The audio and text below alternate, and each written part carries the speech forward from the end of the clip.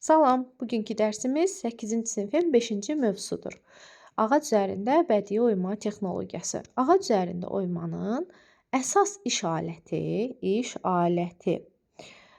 tiyəsi, çəpinə bıçaqdır. Yəni bıçaq vasitəsilə biz əsas işimizi bıçaq vasitəsilə yerinə yetiririk. Hansı bıçaqla? Gördüyünüz kimi şəkildə gördüyünüz tiyəsi, çəpinə olan bıçaq vasitəsilə yerinə yetiririk. Hansı ki bundan düz, belə deyim, müstəvi, qanovcuqlu, yastı, relyefli və naxışlı oymalı işlərin aparılmasında istifadə edirik. Bir də var naxış bıçağı. Bax, B-də verdiyi isə naxış bıçağıdır. Şəkli gətirib salar. Deyək ki, məsəl üçün, bax, bunu verər tiyəsi çəpinə. Görürsünüz, tiyə hissədədir, kəsən hissədə çəpdir. Tiyəsi çəpdəsə, deməli, əsas iş alətidir. Bu gördüyünüz isə, bax, tiyəsi bu formadadır, hansı ki, naxış bıçağıdır. Müxtəlif oyma əməliyyatlarında yardımçı alətdir. Bax, bayaq qeyd elədiyimiz tiyəsi çəpinə bıçaq əsas alətimiz idi bizim. Amma bax, bu gördüyünüz, şəkildə gördüyünüz isə, naxış bıçağı isə yardımçı alətdir və müxtəlif oyma əməliyyatlarında yerinə yetirilir, istifadə olunur. Ağac üzərində oymanın elementləri üçün kəsici hissələri olan müxtəlif formalı naxış bıçaqlarından da istifadə olunur. Bax, bu gördüyünüz müxtəlif formalı naxış bıçaqlarıdır. Təsvirin düz hissələrinin kəsilməsindən gedirsə burada söhbət, işlərin böyük əksəriyyəti məhz bıçaqlarla aparılır. Bıçaqlarda da, yəni cib bıçağı ilə yanaşı naxış bıçaqlarından da istifadə olunur. Yəni bunlardan da istifadə oluna bilər. Demək ki, bıçaq olaraq naxış bıçağı, bir də cib bıçağından da istifadə olunur. Qatlanan cib bıçağı. Həcmli elementlər, yəni daha həcmli elementlər düz və müxtəlif diametri yarımdairəvi iskənələrlə işlənilir. Yəni yenə həcmli elementlər təbii ki, iskənələrlə işlənir. Hansı iskənələrlə? Düz iskənə və yaxud da müxtəlif diametrli yarımdairəvi iskənələrlə yerinə yetirilir. Bayaq bıçaqlardan danışdıq. Dedik, tiyəsi çəpinə bıçaq var, naxış bıçağı var. Tiyəsi çəpinə bıçaq əsas iş aləti kimi, naxış bıçağı isə müxtəlif oyma əməliyyatlarında yardımçı alət kimi istifadə olunurdu.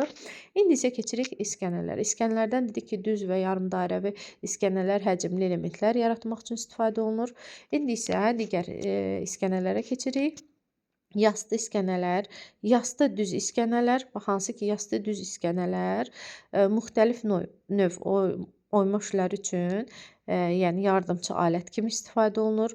Baxın, burada müxtəlif oyma əməliyyatlarında yardımçı alətdir. Burada isə müxtəlif növ oyma əməliyyatlarında yardımçı əməliyyatdır. Desək ki, yardımçı bizim alətimiz hansıdır? Düzdür, bunlardan hər ikisi yardımçı alətdir. Desək ki, məsələn, müxtəlif oyma işlərində yardımçı alət hansıdır? Bu zaman naxış bıçağını götürürsünüz. Amma desək ki, müxtəlif növ oyma işlərində yardımçı alət hansıdır? Bu zaman iskənələri götürürsünüz ki, yastı düz iskənələr götürülür. Bir də ağac üzərində oymanın əsas aləti nov şəkilli iskənələrdir. Əsas aləti. Amma biz burada demişdik ki, əsas iş aləti nə idi? Bıçaq idi. Düzdürmü? Tiyəsi çəpinə bıçaq. İş sözü yoxdursa, sadəcə əsas aləti deyirsə, bu zaman nov şəkilli iskənələri götürürük. Gəlin bunları silək, bir daha nəzərdən keçirdək. Deməli belə.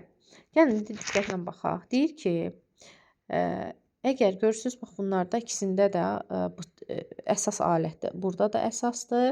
Burada da deyək ki, bizim əsas alətimizdir. Bax, gördüyünüz kimi əsas alətimizdir. Burada iş sözü var. Əgər desək ki, əsas iş aləti, iş sözünü gördünüzsə, avtomatik götürəcəksiniz tiyəsi çəpinə bıçaq. Amma iş sözü yoxdursa, sadəcə əsas alət deyirsə, bu zaman nov şəkilli iskənəni götürürsünüz. Bax, bilirsiniz necə yadda saxlayın? Biz alətlərimizi harda yığırdıq? Sadəcə alətləri. Masanın üzərində yığırdıq da, verstaqın novunda yerləşdirirdik. Düzdür? Bizə lazım olan əsas alətlərimizi yığırdıq novun üzərinə. Masamızın üzərində, verstaqımızın üzərində nov var idi.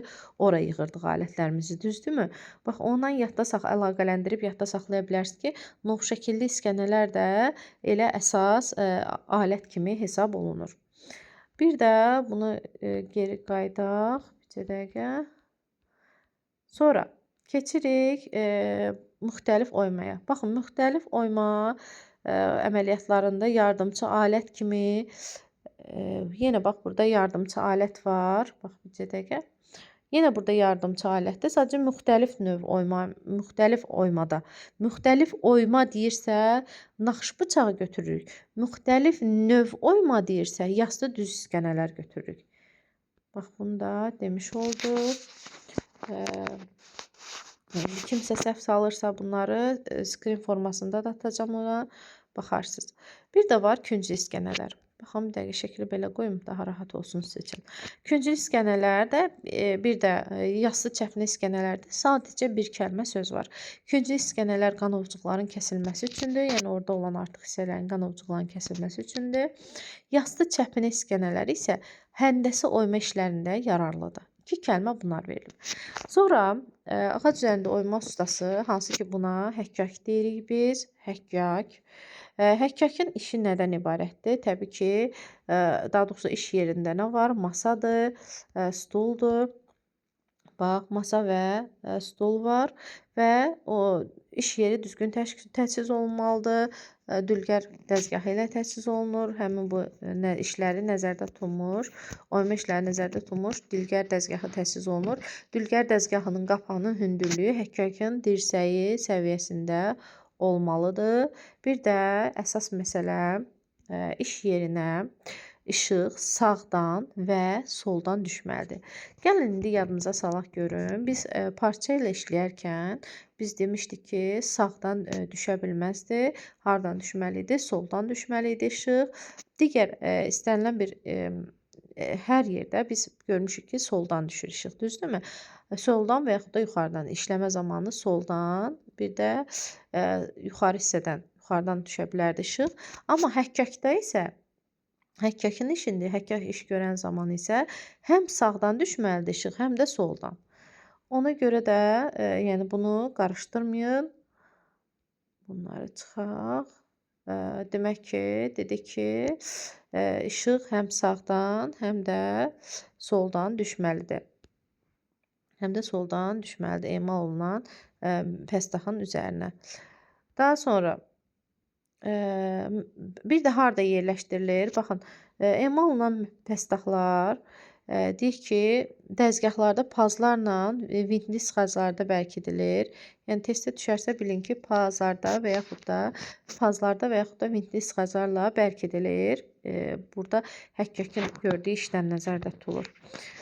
Sonra bədii işlərdə, yəni bədii oyma işlərində kontur nişanlanması ilə başlayır işə. Yəni biz hansı təsviri çəkəcəksə, onun konturlarının nişanlanması ilə başlayırıq.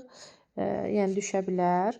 Nişanlanmanı biz karandaşla, dircəkli qələmlə və yaxud da hər hansı bir deyək ki, bucaqlıqla, pərgarla, qəliblə, bax bunların köməyi ilə yerinə yetirə bilərik. Eskizin yerinə yetirilməsi üçün təbii ölçünü bilmək və onun qalın kağızda işləmək lazımdır. Çünki bir tərəfdən götürülürdü, əllə yerinə yetirilirdi. Ona görə də onun təbii ölçüsünü bilib, onu qalın kağızda işləmək lazımdır. Bir də testlərə düşür ki, deməli, üç tərəfli qanovcuqlu oymada deyək ki, hansı fiqurlardan istifadə olunur? Üç tərəfli qanovcuqlu oymalı adi həndəsi fiqurlarda üçbucaq, düzbucaq, kvadratlar, trapesiya, romblarla alınır. Yəni üç tərəfli gördünüzsə adi fiqurları tez düzün ora. Sonra ağac üzərində oyma işinə yeni başlayanlar burada təbii ki, sürət çıxarma kağızının vasitəsilə köməyin ilə taxta lövhə üzərinə köçürüb daha sonra təsviri işləyə bilərlər. Və ağac üzərində oymanın işlənmə texnikası demək ki, nədən ibarətdir? Onu da deyim ki, 2 üsuldan ibarətdir, 2 mərhələdən ibarətdir. Batırma və kəsmə mərhələsi. Kəsmə zamanı kəskinin burnu üçbucağın ortasına şaquli vəziyyətdə qoyulur. Baxın, şaquli vəziyyətdə qoyulur. Bu zaman kəskinin dabanı üçbucağın təpəsinə doğru yönəlməlidir. Bir dəqiqə. Kəskinin dabanı üçbucağın təpəsinə doğru yönəlməlidir. Kəskinin burnu başlanğıc üçün lövhəyə 2-3 mm batırılır. Baxın, bunlar birinci batırmada 2-3 mm olur. Amma artıq dərinləşəndə 2-3 sm olur. Demək ki, batırma zamanı nə qədər batır? 2-3 mm batırmalı, daban isə təpəyə yüngülcə toxunmalıdır. Bu üsulla üçbucağın digər təpələri də işlənməlidir. İş zamanı təkcə bıçaq deyil, məmulatı çevirmək lazım. Bu bizə nəyi xatırladır? Biz parçayla işləyəndə tikiş zamanı demişdik baxyalama var idi. Baxyalamada nə edirdik? İynə bucaq altında saxlanılırdı. Parçanı özünü çevirib yenə işi davam elətdirirdik, düzdürmü? Parçanı çevirib yenə işimizi davam elətdirirdik. Bax, burada da deyir ki, iş zamanı bıçağı deyil, məmulatı çevirmək lazımdır. Bax, yəni bircə dəqiqə göstərim. Baxın, burada da, yəni burada məsəl üçün oyma zamanı batırdı mı? Bu batırdığı bıçağı deyil, məmulatın özünü, deyək ki, oduncağın özünü fırladır və nəticədə lazım olduğu işi yerinə yetirmiş olur. Bıçağın kəsici ucu üçbucağın təpəsinə qoyulur. Daha sonra dərinliyindən asılı olaraq, əgər dərinliyindən asılı olaraq sözünü gördüksə, rəqəmimiz olacaq 30-45 dərəcə olacaq. Axırı 45-dir, 5 ilə bitir. 30-45 dərəcə kəski aramla üçbucağın konturları boyunca batırılır və batırma zamanı deyir ki, batırma mərkəzə getdikcə dərinləşir. Gördüyünüz kimi artıq 200 sm olur. Bax, burada 200 sm olur. Sonra mərkəzdən o biri təpəyə doğru istiqamət götürülür. Tədricən bıçağa təsiri zəiflətməklə kəski məmulatın səthinə çıxarılır. Artıq biz lövhədə belə deyim, çıxartdığımız hissə ki var. Əgər biz onu düzgün yerinə yetirmişiksə, o piramida görünüşü verməlidir. Yəni oyulub götürülmüşsə, testlərdə düşə bilər bu, piramida görünüşü verir. Bir də testlərə düşür. Test düşür, rastıma çıxıb, ona görə diqqətli olun burada. Deyir ki, bütöv qanovcuqlar nə ilə kəsilir? Bütöv qanovcuqlar çəpinə, iskənə ilə kəsilir. Bunu da ayrı ilə qeyd edeyim. Bütöv qanovcuqlar, dedik hansı iskənə kəsilir?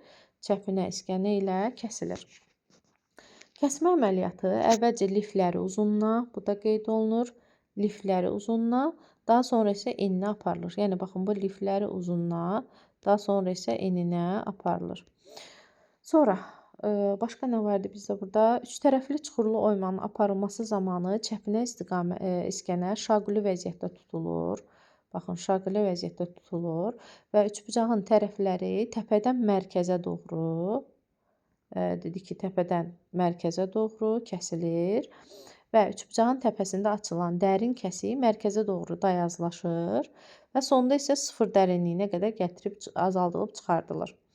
Çəpinə iskənə sağ əllə tutulur. Baxın, sağ əllə tutulur. İskənənin kəsən ucunun burnunun nişanlanmış xəttin üzərinə qoyub, özümüzə tərəf bir qədər əyib, elə bu istiqamətdə də kəsirik. Bir də tək və yaxud da qoşu əllə işləmə texnikası da var verilib bizdə şəkildə. Baxın, görürsünüz, tək və ya qoşu əllə işləmə texnikasıdır. Bayaq biz dedik ki, dərinliyinə asılı olaraq 30-45 dərəcə idi, düzdürmü? Sonu böyük idi, dərin idi axı. Dərindir, görürsünüz, dərin 45-dir. Axırı böyükdür, 30-45. Amma desək ki, əyri qatların kəsilməsi üçün iskənə sağa və ya sola 30-40 dərəcə altında əyilir. Əyri qatlarda isə əyri qat. Burada artıq 30-40 götürürsünüz. Sonu sıfırlar olan. Əyri qat deyəndə 30-40 götürürsünüz. Amma dərinlikdirsə 30-45 daha böyüyünü götürürsünüz. Dediyim kimi, əvvəlcə sağa doğru əyilmiş iskənə ilə sağ qatlar, sonra isə sola doğru əyilib sol qatlar kəsilib götürülür. Bu zaman nişanlama xəttini kəsib keçmək olmaz. Yəni, bura diqqət eləmək lazımdır ki, nişanlanma xəttini kəsib keçmək olmaz. Kəsməni aramla, ehtiyatla, iskənə ilə eyni bərabərdə, həmin o iskənəyə eyni bərabərdə təzyiq verməklə aparmaq lazımdır. İskənə sağ əllə möhkəm tutulmalıdır. Bayaq qeyd elədik bunu ki, sağ əllə tutulur. İndi deyir ki, sağ əllə tutulmalıdır. Liflər istiqaməti boyunca hərəkəti tənzimləmək üçün arada bir sol əlin köməyindən də istifadə etmək lazımdır. Baxın, burada şəkillərdə verilib. Üçbucağın lifləri uzunluğa, baxın, liflər uzunluğa. Bircə dəqiq bunları silim. Baxın, burada lifləri uzunluğa kəsilməsi verilib. Burada isə lifləri eninə formada kəsilməsi verilib.